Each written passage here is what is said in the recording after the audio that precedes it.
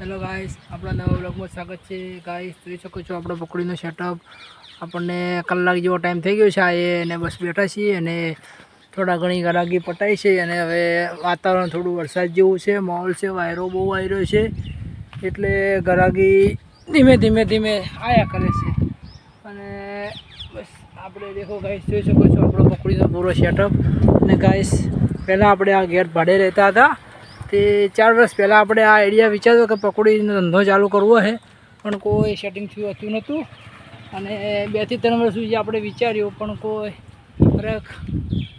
એમ કે વિચાર કરીએ પછી મોડી વાળીને છોડી મોડીએ પછી આપણે વિચાર્યું કે આપણે ડાલુ લઈએ, કારણ કે આપણા પાસે સકડો ત્યારે નહોતો. પછી વિચાર કર્યો કે આપણે ડાલુ લઈએ, પણ ડાલાનું બજેટ આપણા બહાર નહોતું. પછી આપણે 2-3 જગ્યાએ તપાસ કરી અને પછી 2-3 મિત્રોએ કીધું કે ભાઈ ડાલા કરતાં તમે સકડો લાવી દો. તો પછી આપણે સકડો લાવી દીધા. અને ત્યારબાદ સકડામાં પાલનપુર આપણે 1.5 વર્ષ કઠમણ પાટી આપણે બેસીને ફેરા માર્યા. લોકલ પણ વધી જઈએ એટલે ગોમના ફેરા આવતા, એટલે ઘણી બધી તકલીફો પડતી ગાઈસ. અને ખાવાના પણ ઠેકોણ ના પડતા. અને પછી 2-3 મિત્રોએ આપણને સલાહ આપ્યો કે નાસ્તાનું ચાલુ કરો. પછી ગાઈસ આપણે પકોડીનો વિચાર કર્યો.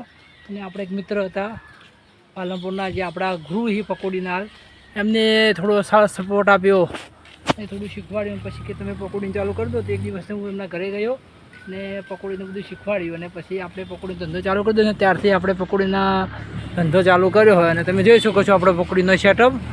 અને ગાઈસ આવી ઘણી બધી વાતો છે જેવું તમને મારા નેક્સ્ટ વ્લોગમાં જણાવીશ, જોઈ શકો છો. અને હવે નેક્સ્ટ અમારા વ્લોગ ગમતા હોય તો અમારી ચેનલ લાઈક કરો, સબસ્ક્રાઈબ કરો. જય માતાજી.